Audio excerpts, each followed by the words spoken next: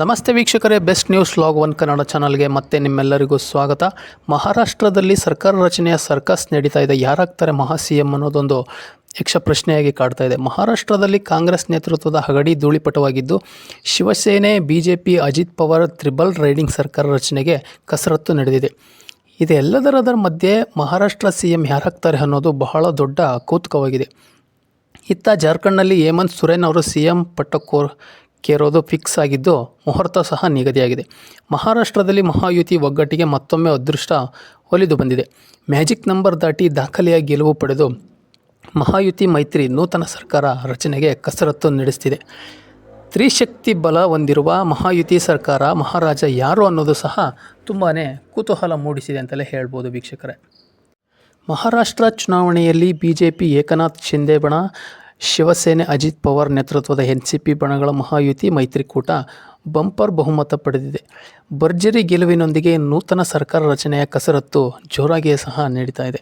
BJP 132 ಸೀಟುಗಳ ಸ್ಥಾನಗಳನ್ನು ಗೆದ್ದಿದ್ದರೆ, ಶಿವಸೇನೆ 54 ಸ್ಥಾನಗಳನ್ನು ಗೆದ್ದರೆ, ಅಜಿತ್ ಪವಾರ್ ಎನ್ಸಿಪಿ 43 ಸ್ಥಾನಗಳನ್ನು ಗೆದ್ದು ಬೀಗಿದೆ. ಸದ್ಯ ಶಾಸಕಾಂಗ ಪಕ್ಷದ ನಾಯಕನ ರಚನೆ ಕಸರತ್ತು ನಡೆದಿದ್ದು, ಸಿ ಎಂ ಯಾರು ಅನ್ನೋದು ಸಹ ಫೈನಲ್ ಆಗಬೇಕಾಗಿದೆ.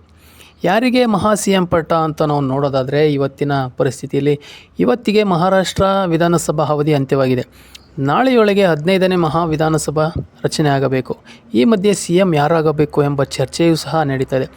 132 ಸ್ಥಾನಗಳನ್ನು ಗೆದ್ದು ಪಕ್ಷಕ್ಕಾಗಿ ದೊಡ್ಡ ಪಕ್ಷವಾಗಿ ಹೊರಹೊಮ್ಮಿರುವ BJP Devendra Fadnavis C M ಆಗಬೇಕು ಎಂಬ ಚರ್ಚೆ ಪಕ್ಷದ ಬಳಿಯಲ್ಲಿ ದೊಡ್ಡ ಮಟ್ಟದಲ್ಲಿ ಸಹ ಕೇಳಿಬರ್ತಾಯಿದೆ. ದೇವೇಂದ್ರ ಫಡ್ನವೀಸ್ ಸಿ ಎಂ ಆಗಬೇಕು ಎಂಬ ಚರ್ಚೆನೂ ಸಹ ಶುರುವಾಗಿದೆ. ದೇವೇಂದ್ರ ಫಡ್ನವೀಸ್ ಅಜಿತ್ ಪವಾರ್ ಬಣದಿಂದ ಬೆಂಬಲವೂ ಸಹ ಸಿಕ್ಕಿದೆ ಅಂತಲೇ ಹೇಳಲಾಗ್ತದೆ.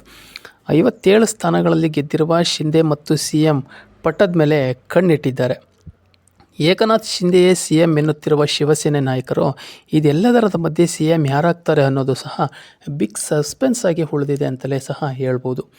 ಇನ್ನು ಈ ಬಾರಿಯ ಚುನಾವಣೆಯಲ್ಲಿ ಎನ್ಸಿಪಿ ಅಜಿತ್ ಪವಾರ್ ಬಣ 41 ಸೀಟುಗಳನ್ನು ಗೆದ್ದಿದ್ದು, ಇದೀಗ ಎನ್ಸಿಪಿಯ ಶಾಸಕಾಂಗ ಪಕ್ಷದ ನಾಯಕನಾಗಿ ಅಜಿತ್ ಪವಾರರನ್ನು ಆಯ್ಕೆ ಮಾಡಲಾಗಿದೆ. ಆದರೂ ದೇವೇಂದ್ರ ಫಡ್ನವೀಸ್ಗೆ ಎನ್ಸಿಪಿಯ ಬೆಂಬಲವಿದೆ ಎಂಬ ದಾಟಿಯಲ್ಲಿ ಕೆಲ ನಾಯಕರು ಮಾತನಾಡಿದ್ದಾರೆ. ಹೀಗಾಗಿ ಫಡ್ನವೀಸ್ ಸಿ ಎಂ ಆಗುವ ಸಾಧ್ಯತೆ ದಟ್ಟವಾಗಿದೆ ಅಂತಲೂ ಸಹ ಹೇಳಲಾಗ್ತಾಯಿದೆ. ಆದರೂ ಅಧಿಕೃತ ತೀರ್ಮಾನದ ತನಕ ಎಲ್ಲರೂ ಕಾಯಬೇಕಾಗಿದೆ. ಇನ್ನು ಜಾರ್ಖಂಡ್ನಲ್ಲಿ ನೋಡೋದಾದರೆ ನವೆಂಬರ್ 28ಕ್ಕೆ ಹೇಮಂತ್ ಸೊರೇನ್ ಅವರು ಪ್ರಮಾಣ ವಚನ ಸಿ ಎಂ ಆಗಿ ಸ್ವೀಕಾರ ಮಾಡಲಿದ್ದಾರೆ ಅಂತಲೂ ಸಹ ಹೇಳಲಾಗ್ತಾಯಿದೆ. ಜಾರ್ಖಂಡ್ನಲ್ಲಿ ಇಂಡಿಯಾ ಮೈತ್ರಿಕೂಟಕ್ಕೆ ಜಯಭೇರಿ ಬಾರಿಸಿದ 81 ಸದಸ್ಯರ ಬಲದ ವಿಧಾನಸಭೆಯಲ್ಲಿ 54 ಸ್ಥಾನಗಳು ಗೆದ್ದು ಅಧಿಕಾರ ಪಟ್ಟಕ್ಕೇರಿದೆ. ಇದೀಗ ಜಾರ್ಖಂಡ್ ಸಿ ಎಂ ಆಗಿ ಹೇಮಂತ್ ಸೊರೇನ್ ಅವರು ಮರು ಆಯ್ಕೆಯಾಗಿದ್ದಾರೆ. ನವೆಂಬರ್ 28ಕ್ಕೆ ಹೇಮಂತ್ ಸೊರೇನ್ ಅವರ ಪ್ರಮಾಣ ವಚನ ಕಾರ್ಯಕ್ರಮ ನಡೆಯಲಿದೆ. 4ನೇ ಬಾರಿಗೆ ಜಿಎಂಎಂ ನಾಯಕ ಹೇಮಂತ್ ಸೊರೇನ್ ಮುಖ್ಯಮಂತ್ರಿ ಪಟ್ಟಕ್ಕೇರಲಿದ್ದಾರೆ. ಪದಗ್ರಹಣ ಕಾರ್ಯಕ್ರಮದಲ್ಲಿ ಕಾಂಗ್ರೆಸ್ ನಾಯಕ ರಾಹುಲ್ ಗಾಂಧಿ, ಎಐಸಿಸಿ ಅಧ್ಯಕ್ಷ ಮಲ್ಲಿಕಾರ್ಜುನ್ ಖರ್ಗೆ, ಪಶ್ಚಿಮ ಬಂಗಾಳ ಸಿಎಂ ಮಮತಾ ಬ್ಯಾನರ್ಜಿ ಅವರು ಸೇರಿದಂತೆ ಹಲವು ನಾಯಕರು ಭಾಗಿಯಾಗಲಿದ್ದಾರೆ ಅಂತಲೂ ಸಹ ಹೇಳಲಾಗ್ತಾಯಿದೆ. ಒಟ್ಟಾರೆ ಜಾರ್ಖಂಡ್ ಸಚಿವ ಸಂಪುಟ ರಚನೆ ಕಸರತ್ತು ಅಂತಿಮ ಹಂತದಲ್ಲಿದ್ದು, ಕಾಂಗ್ರೆಸ್ ನಾಯಕರೊಂದಿಗೆ ಹೇಮಂತ್ ಸೊರೇನ್ ಅವರು ಚರ್ಚೆ ನಡೆಸಿದ್ದಾರೆ. ಅದೇನೇ ಇರಲಿ, ಫಲಿತಾಂಶ ಬರುವ ಮುನ್ನವೇ ಸಿಎಂ ಪಟ್ಟಕ್ಕಾಗಿ ಜಟಾಪಟಿ ನಡೆದಿತ್ತು. ಇದೀಗ ತ್ರಿಮೂರ್ತಿಗಳ ಸರ್ಕಾರದಲ್ಲಿ ಯಾರಿಗೆ ಮುಖ್ಯಮಂತ್ರಿ ಗಾದಿ ಒಲಿಯುತ್ತೆ ಅನ್ನೋದು ಸಹ $1 ಮಿಲಿಯನ್ ಪ್ರಶ್ನೆಯಾಗಿದೆ.